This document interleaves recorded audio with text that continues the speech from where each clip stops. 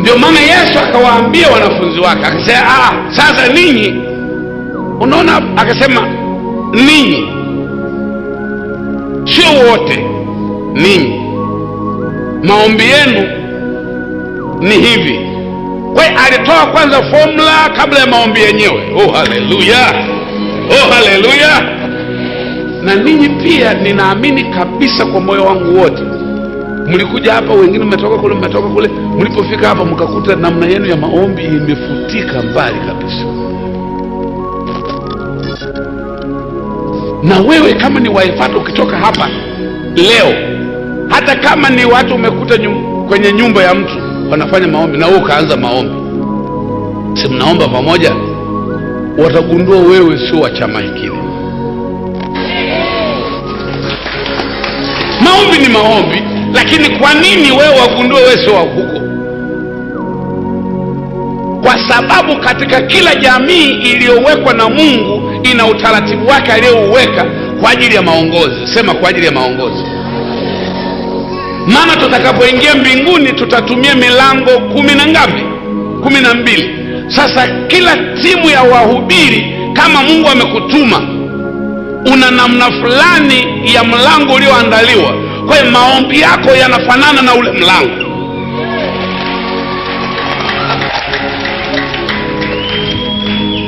Sasa wewe labda umepewa mlango namba 7 yanawaingia, lakini uko mlango namba 8, utaingia? Kwa hiyo unafanya maombi namba 8, lakini mlango wako namba ngapi? Namba 7.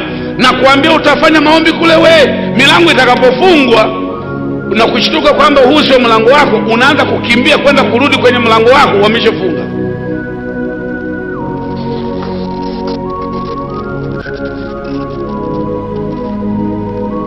Ndio maana anasema hivi, mtu aliyeingia shambani kulima akageuka nyuma hafai katika ufalme wa Mungu. Afanye nini? Hafai. Kwa hiyo kama unaweza ukawa wewe Mungu amekuweka ndani ya Efata, ukachomoka ukaenda huko, utawandawanda. Siku itakapofika sasa unatakiwa kurudi kwenye nafasi yake, unakuja hapa, si tumemaliza yale maombi aina hiyo. Ndipo ukirudi unakuja hapa, unakuta unashanga unazidi kupwaya. Manake nini? Hafai. Kwa hiyo usifanye mzaha, usifanye mchezo katika masuala ya wokovu. Usifanye mchezo. Kama Mungu amekuweka front line, usije ukatamani kwenda kukaa back line. Mimi nawaambia hili ni jeshi la Bwana.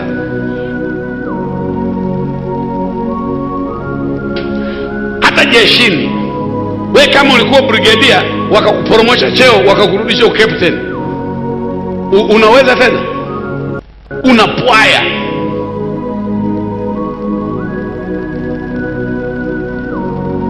Haleluya, haleluya. Kwa hiyo nataka muelewe kwa nini Yesu alisema ninyi msifanye maombi kama hao. Ninyi maombi yenu yatakuwa ya aina hii. Ni vizuri wana wa Mungu mlioko hapa, fahamu nani anakufundisha nini. Wewe ni wa nani?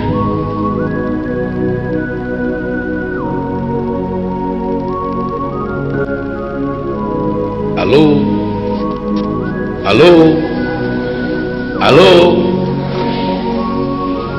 Wewe ukiona kanisa la mtu limeanza alafu linachanua, linaenda, linakuwa, ujue huyu alitumwa. Haleluya. Lakini yale ambao hawakutumwa wanafanya kwa neema, unaona tu wanapiga, wanajitahidi kweli, hamna kitu kinaenda. Sasa kwa nini wasiamue tu waende wakajipachike mahali fulani, ieleweke basi?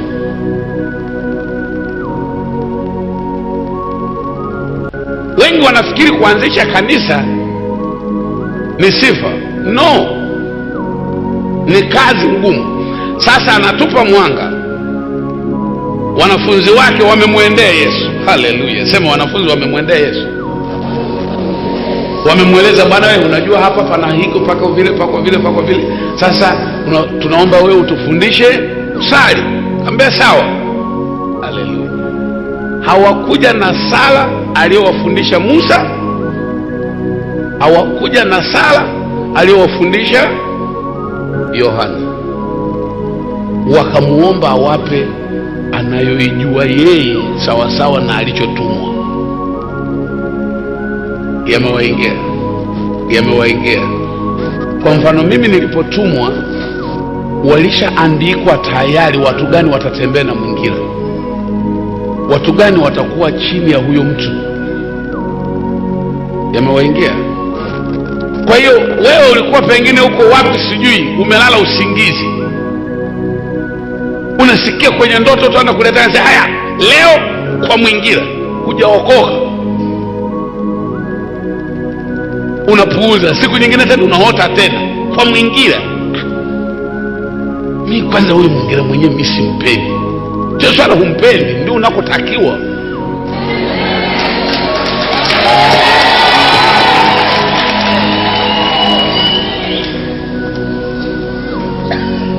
Kwa sababu sio mali yako. Ngoja nikueleze bwana. Ni kama jeshini, mmemaliza jeshi tayari, sasa si unapangiwa kikosi cha kwenda? Kwani ni wewe unapanga? Alafu unasema mimi siwezi kukaa na yule. Basi acha jeshi. Kwa hiyo unakuta tu unaambiwa nenda mahali fulani. Sasa uende usiende ndio portion yako iko hapo. Sasa usipoenda manake umekataa kwenda mbinguni. Nukta.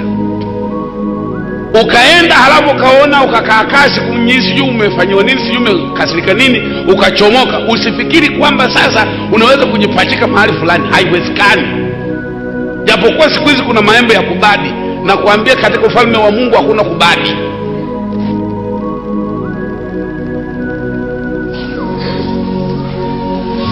Haleluya.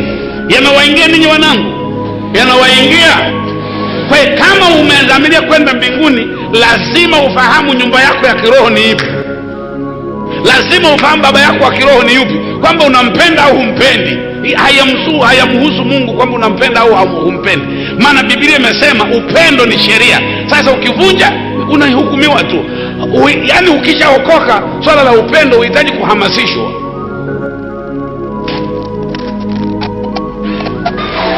Ni kama mtu ameolewa, siku ulipokubali kuolewa kwamba huyu baba na koroma au hakoromi, ndio mumeo, kwisha habari yako.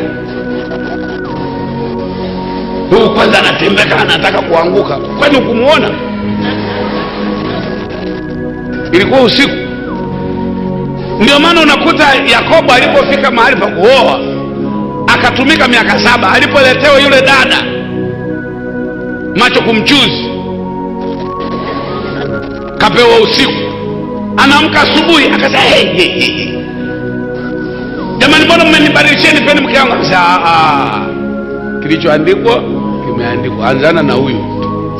Moyo wake haukuweko pale, lakini inabidi alizalisha watoto. Kuna pale ya Yuda alitoka hapo, Ruben alitoka hapo, akina nani walitoka hapo, tena majiant yalitoka kwa yule Mikaeli. Sasa sikiliza, unaweza kaangalia tena mwingine anasema wewe sijui anaongea nini sijui nini, mimi simpendi, lakini ndio vinatoka vitu vizuri. Oh, sema haleluya.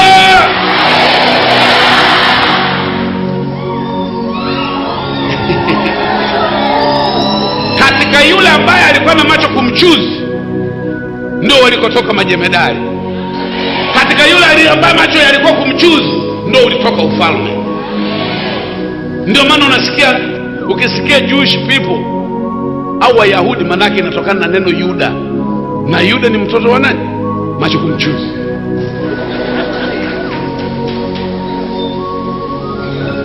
Alichokiazimia Mungu wewe huwezi kukitangua, kwamba unanipenda au unipendi, weka hapo.